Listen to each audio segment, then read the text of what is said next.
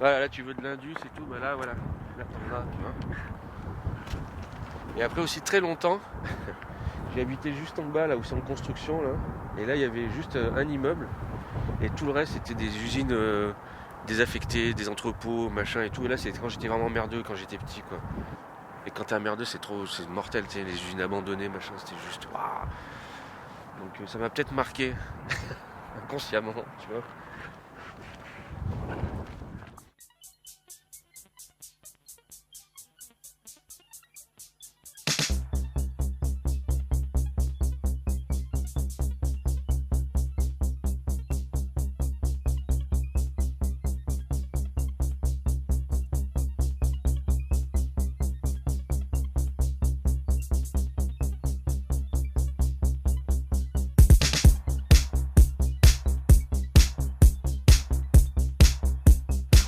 Je lui disais, on a toujours un peu galéré à Grenoble pour avoir un bon endroit. Alors que là, quand même, on s'est dit, enfin.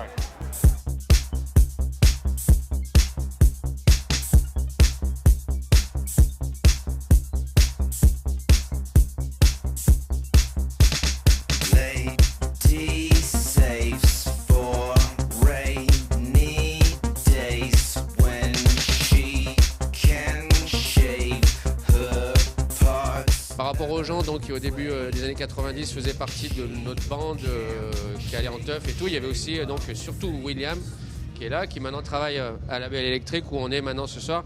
Moi, William et d'autres, on était vraiment une bande très unie et on allait dans toutes les teufs à droite à gauche et souvent c'était lui qui conduisait la voiture de location. Moi j'étais résident dans un club à Grenoble. Donc du coup c'est pour ça que techno, ouais. Techno. Donc du coup c'est vrai que j'étais un petit peu moins souvent à droite à gauche avec eux. Dans le premier magasin de Kiko qui s'appelait Ozone en 95 et on se retrouvait tous là-bas en fait. C'est là-bas qu'on a commencé à avoir des affinités. Olivier avait plein de matos pour faire de la musique.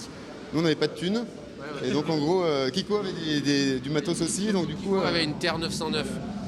Et ça, c'était le seul à avoir la Terre 909. Alors la Terre 909, ouais. C'est le seul à avoir des platines aussi d'ailleurs. On n'est pas de sous pour acheter les MK2 à l'époque.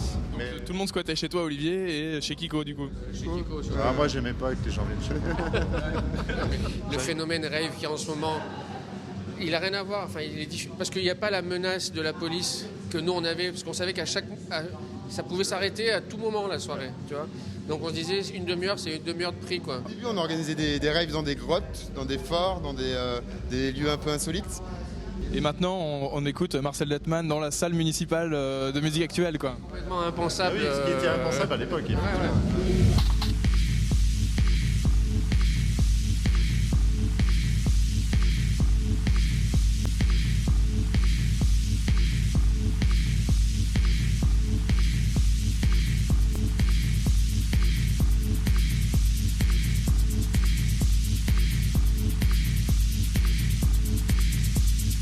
I remember I worked at Hardworks where I saw Michel and Miss Kitten, Caroline sometimes, and also Terence Fixmer, for example. He was also in Berlin. And Berlin at that time was really, end of the 90s, it was really exciting. There was like this crazy place like VMF and place like that. It was really cool. And we were playing this.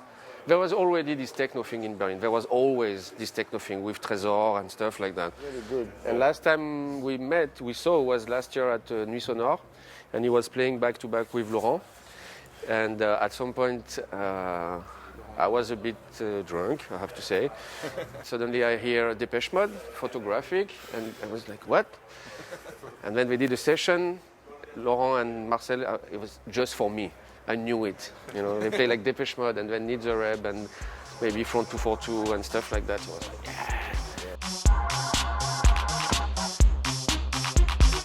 Every night with my star friends, we eat caviar and drink champagne, sniffing in the VIP area.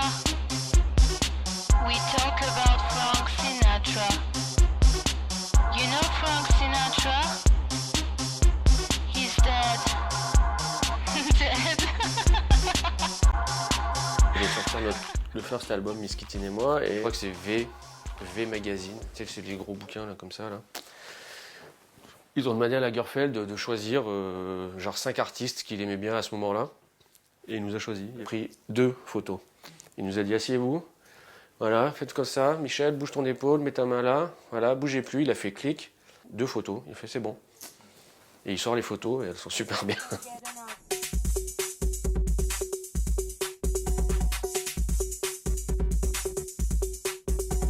C'était un side project pour moi et pour elle aussi. Elle avait sa carrière à elle et moi la mienne. Et ce side project finalement est devenu notre truc principal parce que c'est ce qui marchait le mieux, quoi. En tout cas, il n'y avait rien de pensé, il n'y avait pas de stratégie, tu vois, pas du tout, quoi. Mais ça a pris des proportions quand même pas mal, quoi. Quand on a eu 4 pages dans The Face, tu vois, là tu as toute la presse parisienne qui fait attends. Les Français, ils ont 4 pages dans The Face, c'est quoi le délire là?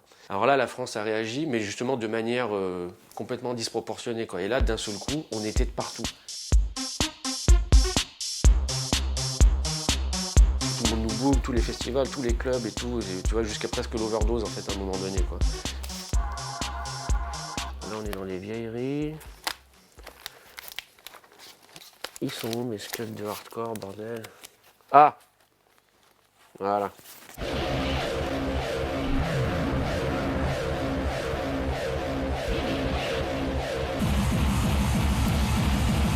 Oh, c'est pas mal en fait, hein, ça va. On pas trop mal vieilli, je trouve, hein, encore, hein, tu vois.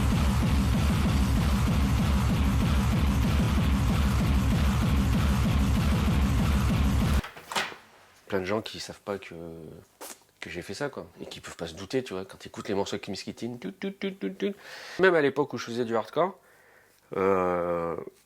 j'avais déjà chez moi les disques de Dépêche Mode, tous ces trucs-là, j'aimais déjà bien l'Italo Disco, c'était super bizarre en fait, tu vois, mais j'ai toujours eu cette espèce de... Mais tu passais pas du coup en soi? Ah non, non, surtout pas.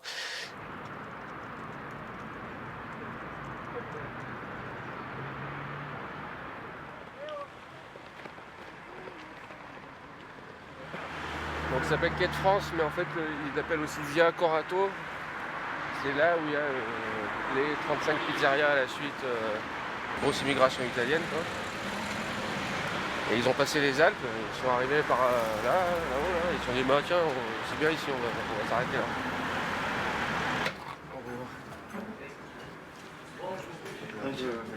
Ça va? Rentrez tard? Ouais.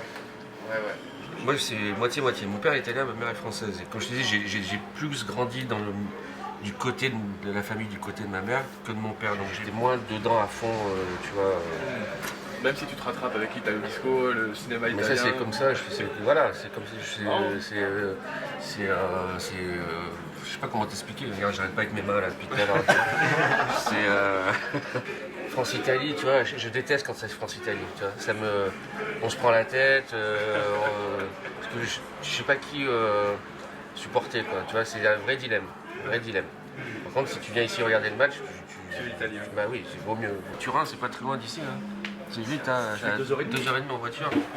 Bon, mes parents, ils allaient au marché à l'époque, ils partaient de Fontaine en car et tout. Ah oui, parce qu'avant, il n'y avait pas de magasin italien. Donc, si tu voulais manger les produits italiens, il fallait chercher en Italie. Et le samedi matin, nous, il y avait un bus qui partait là, du quartier, tous les samedis matins. Et toutes les vieilles du quartier prenaient le bus et elles revenaient avec les cabas comme ça. Et elles allaient chercher les prosciutto, les ambasci, tous les trucs du coratin qui étaient. Voilà, c'est. Non mais nous voilà, moi j'ai grandi ici, lui à Fontaine, je pense qu'on regarde des super souvenirs. J'ai pas envie d'y aller à Fontaine, je te jure. Il faut y aller. Pourquoi? C'est quoi Fontaine? C'est Fontaine, c'est l'équivalent de la banlieue. On dit pas de la banlieue à Grenoble, pour les Parisiens, c'est la banlieue de Grenoble. Ouais. Ça ressemble à quoi? Rien. Je veux pas renier d'où je viens, mais je veux dire, non, enfin, j'ai pas super envie d'y aller. Là,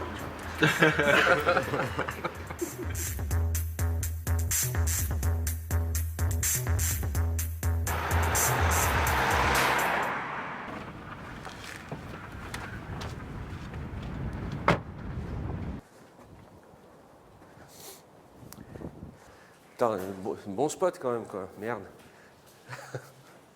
Ouais, on était là. Je sais pas où on avait tiré le jus. Ah bah non, au groupe électrogène, je suis con. Ouais. On s'était foutu là, et je me rappelle avec mon pote, on se disait, bon, bah, si les keufs ils déboulent, on avait une. On se disait, on se barre par là, quoi. Et donc, ouais, c'était.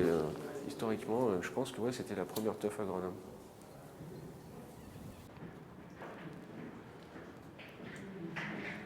Mais je trouve que des fois, Grenoble, il y a un côté presque dans l'architecture soviétique, quoi. Tu sais, pays de l'Est. Genre tu vas en Slovénie ou des endroits comme ça ressemble à Grenoble, tu vois. Mais c'est plutôt joli finalement, Grenoble. Mais il y en a qui trouvent ça un peu glauque, il y en a qui trouvent ça un peu claustro parce que tu es entouré de montagnes comme ça, tu vois, ça fait un peu... Mais moi je me rends pas bien compte. Après, est-ce que tu es influencé par ton environnement? Ouais, certainement, je pense. Ouais. Si j'avais habité dans un chalet dans la montagne, j'aurais peut-être fait plus du Boards of Canada que du Doppler Effect, tu vois. Certaines, probablement. Quoique, on va savoir. En même temps, il paraît qu'Afextoon, il habite au milieu de la campagne et il fait de la zig de taré, quoi. Donc, est-ce que ça a une vraie incidence? J'en sais rien, quoi. Mais peut-être sur moi, ouais, je pense. Ouais.